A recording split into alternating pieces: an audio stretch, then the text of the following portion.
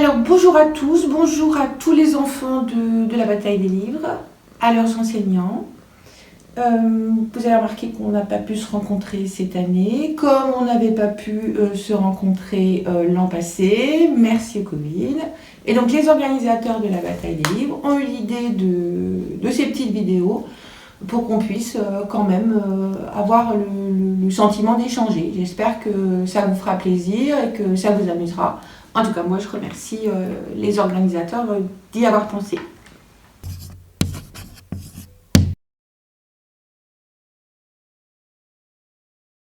Alors, habituellement, quand je vais dans les classes, quand on se rencontre, le plus souvent, je réponds aux questions des enfants, des lecteurs et des lectrices.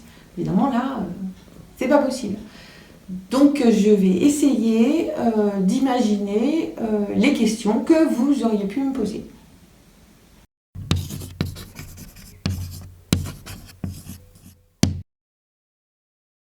Est-ce que ça fait longtemps que j'écris? Oui, ça fait très longtemps que j'écris. Si vous répétez à personne, ça fait peut-être même 25 ans que j'écris. Donc j'ai écrit évidemment beaucoup de livres. Je ne peux plus trop compter, mais je ne peux pas dire 80, 90 livres. Alors c'est pas très facile, faut être honnête, hein, pas très facile, mais c'est quand même très amusant. Donc j'ai jamais eu envie d'arrêter.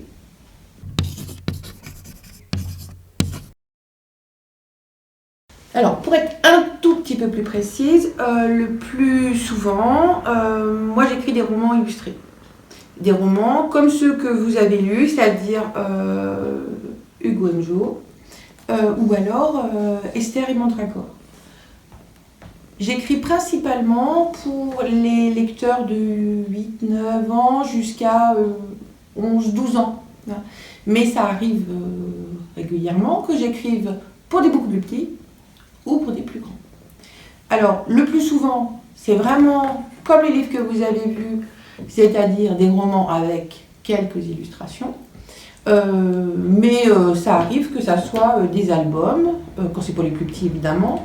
Par exemple, si je fouille le montage, je vous montre, voilà. Des livres comme ça, album parce que le texte est installé sur l'image. Là, vous voyez, c'est pas du tout le même genre de livre que ce que vous avez lu.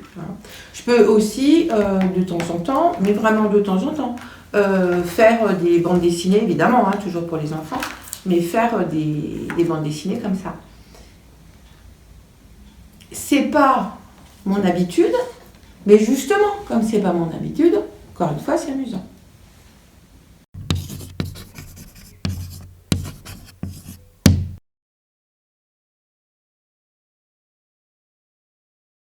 Alors, oui, clairement oui, tous mes livres ont un point commun. Moi, ce sont des livres d'humour. Moi, ce que je veux, d'abord, en tout premier, mais c'est sérieux presque quand je le dis, ce que je veux, c'est vous amuser. D'une part, c'est comme ça que je raconte. Et puis moi, je pense que vous avez quand même bien le droit de rigoler. Je trouve que tout n'est pas si simple. Là, je ne parle même pas du Covid, mais dans la vie normale, tout ce qu'on vous demande, l'école, etc., et puis tout ce que vous entendez autour de vous, il y a des moments ça va, quoi. C'est sévère, je trouve ça sévère. Et moi, ma manière de participer un petit peu à ce monde-là, eh bien, c'est d'essayer de l'alléger. Alors ok, j'écris pas pour les grandes personnes, je dois pas avoir envie d'être sympa avec les grandes personnes, mais j'ai envie de vous faire rire, vous amuser. Amuser les petits, amuser les grands. C'est mon plaisir. Peut-être que, en étant tout à fait honnête, j'ai envie de m'amuser aussi. Parce que vous vous doutez que quand moi j'écris une histoire, si je veux faire une histoire rigolote, il faut qu'elle m'amuse. Sinon, ça ne marcherait pas. Ça c'est certain. Si j'ai pas envie de rire et que j'écris, je ne vais pas écrire quelque chose d'amusant. Ça, c'est sûr. Après, tous mes livres, ils font rire. On va dire ça, un livre comique, livre d'humour. Mais ils ne vont pas faire rire sur les mêmes sujets et de la même façon. Il y a des livres, d'entrée de jeu, on se doute, ça va être des livres pour rire. Je vous montre un personnage, là, lui, là, le petit garçon, qui s'appelle Antoine Lebic. Rien que le nom, moi, je le trouve rigolo, Antoine Lebic. J'ai fait plein de livres avec Antoine Lebic. Antoine Lebic, c'est un petit garçon qui n'en fait qu'à sa tête. Il n'est pas méchant, il ne fait pas des choses, des bêtises pour faire des bêtises, c'est pas du tout ça. c'est qu'il a sa manière de penser, il fait comme il le sent. Évidemment, ça donne pas mal de catastrophes. Bon. Ça, on se doute tout de suite que à l'école, dans sa vie de tous les jours, avec ses copains, avec ses parents, comme il est presque rebelle, évidemment, ça va être amusant. C'est assez simple d'imaginer qu'on fait un livre comique avec un petit garçon amusant. Ça, il n'y a pas de difficulté. Mais moi, ce que j'aime aussi, c'est faire des histoires d'humour avec des sujets qui ne sont pas drôles, voire pas drôles du tout. Je vais vous en montrer un autre, celui-là. Le chien, là. Je vous montre le chien. On voit bien qu'il n'est pas au mieux. Hein. Bon. Ce chien, Tibor, il s'appelle Tibor, il est déprimé, il est malheureux. Il voulait être chien de cow-boy dans le Far West, hein, suivre un cheval blanc là, à travers le désert. Génial, quoi.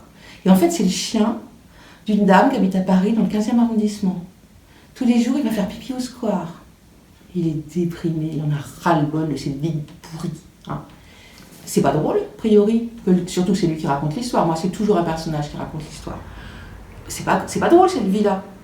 Eh bien, je vous promets qu'on peut en rire quand même. Ça va être un autre travail, ça va être en exagérant. Par exemple, il n'est pas un peu déprimé, moyennement déprimé. Il est horriblement déprimé. Il est tellement déprimé qu'on peut finir par en rire, à la limite même lui. Hein. Et donc, ça va être un travail, on peut rire, on peut faire rire sur des sujets pas drôles du tout. En fait, tout porte sur la façon de raconter l'histoire. Et ça, moi, j'adore. Et vous imaginez, quand j'écris un livre comme ça va me prendre, mettons, 2-3 mois. Moi, je dois faire, parce que je vais dire je dois me mettre à la place du chien.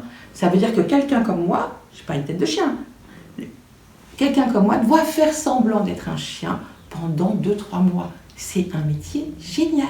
Personne fait ça. Fait semblant d'être un chien pendant 2-3 mois. Vous voyez ce que je veux dire ?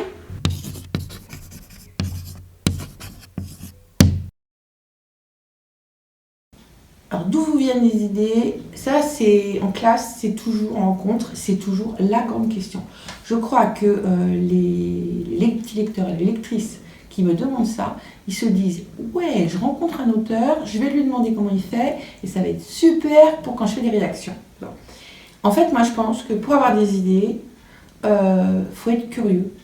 Mais il faut être curieux, mais pas un petit peu curieux. Il faut être mais maladivement curieux. Moi, je suis curieuse, c'est horrible. J'écoute tout, les conversations que je ne devrais pas écouter. Je vais me déplacer quelque part pour écouter ce que les gens disent. Je fouille tout. Très bien, je vais chez vous, je fouille chez vous. Il faut tout que je sache. Bon. Et je pense qu'on s'intéressait à tout comme ça, tous les petits détails de la vie des gens. En fait, quelque part, on va emmagasiner ça, garder tout ça. Et évidemment, quand je travaille sur des personnages, eh ben, j'en ai plein ma tête des personnages, à force d'espionner tout le monde. Je pense qu'il y a un peu de ça. Après, souvent, il faut un petit événement. C'est un petit événement qui va me donner l'idée d'un sujet pour un livre. Par exemple, quelque chose va me faire mais beaucoup rire, moi. Mais vraiment beaucoup rire. Bon. Ça ne veut pas dire qu'à chaque fois que je rigole, je vais avoir un sujet de livre. Il ne faut pas exagérer. Mais si vraiment ça me fait rire, il s'est passé quelque chose qui m'a fait beaucoup rire, au bout d'un moment, je vais fouiller le sujet, travailler le sujet et voir si je vais réussir à faire rire d'autres personnes, vous en l'occurrence, hein, d'autres personnes avec ce sujet-là. Hein. Donc, en fait, il faut rigoler. Il faut rigoler dans sa vraie vie. Hein. Alors, comme moi j'écris quand même pour les enfants, il y a beaucoup de choses que j'ai vraiment volées à la vraie vie. Mon fils, le plus jeune, de temps en temps, quand il lisait un de mes livres ou quand je lui lisais des passages, il s'énervait, il n'était pas content du tout. Et il disait « Arrête de raconter mes choses ». Parce qu'effectivement, si s'était passé par exemple quelque chose dans son école, c'est rien moi, une dispute, un truc avec des copains, eh ben, c'était pas impossible du tout que le lendemain, moi, je le mette dans un livre. Antoine Lebic, que je vous ai montré tout à l'heure, lui, hein, il lui est arrivé des choses qui en fait sont arrivées à un de mes enfants. Alors c'est pas que ça, hein, c'est le point de départ. Le point de départ, c'est la vraie vie. Et puis après, ça c'est mon travail, j'imagine, etc. Puis il y a quand même une chose, faut être raisonnable. Je vous ai dit, ça fait 25 ans que j'écris, donc ça fait 25 ans que je m'entraîne à chercher des idées. Et c'est vraiment un entraînement. Bon, je vais peut-être pas vous donner tous mes secrets parce que vous allez me piquer mon travail.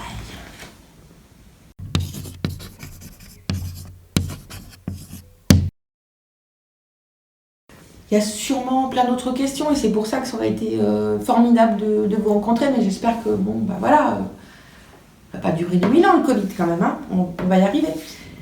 Alors, on m'a dit, Sophie, tu nous fais une vidéo de 5 à 10 minutes. Bavarde comme je suis, vous avez dû remarquer, bavarde comme je suis, 5 à 10 minutes, c'est de la science-fiction. Mais donc, je vais peut-être arrêter les questions. Je vais vous montrer un petit peu les livres, hein, au moins ceux qui sont là. Donc, vous avez lu, alors, Hugo M. Joe, c'est un livre tout seul. Il n'appartient pas à une série. C'est assez rare, parce que moi, souvent, je fais des séries. Vous savez que les séries, ça veut dire qu'on va retrouver les personnages principaux dans une autre aventure. Parfois, c'est de ma faute. C'est-à-dire que c'est moi qui ai envie de faire une série. Souvent aussi, ce sont les éditeurs qui me disent « Oh Sophie, est-ce que tu ne ferais pas une série avec ce livre-là » Bon. C'est ce qui s'est passé pour Esther et Mandragore. Alors vous avez, je pense hein, que vous avez vu celui-là. Donc, il y en a déjà d'autres. Par exemple, À l'école des sorcières. Par exemple, Une histoire d'amour. Encore une.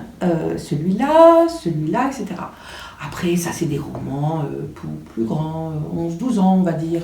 Qu'est-ce que je peux vous montrer? Les derniers. Je peux vous montrer les derniers livres. Alors, 7 rue des écolos, Touche pas ma planète et mon jardin non plus. On n'est pas né pour obéir, c'est vrai, non hein. Bon, faut que j'arrête parce qu'ils vont me tuer. Ça va faire une vidéo de combien de temps?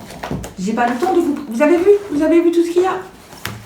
Ils vont vous respecter, ça va faire une vidéo d'une demi-heure. Et surtout que je vais vous montrer quelque chose.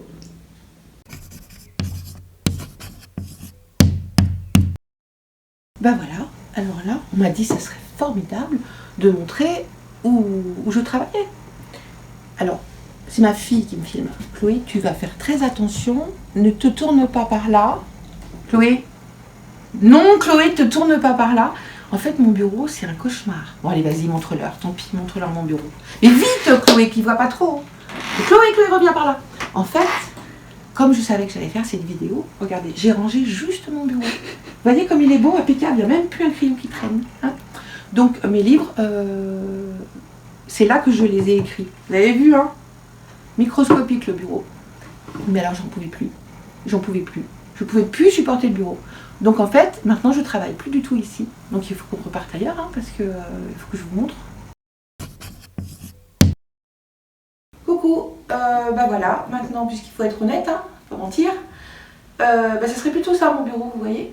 Et là encore, je fais la fille, j'ai mis quelques feuilles pour vous montrer, donc j'écris comme ça. Mais en vrai, ça serait peut-être même plutôt comme ça, vous voyez.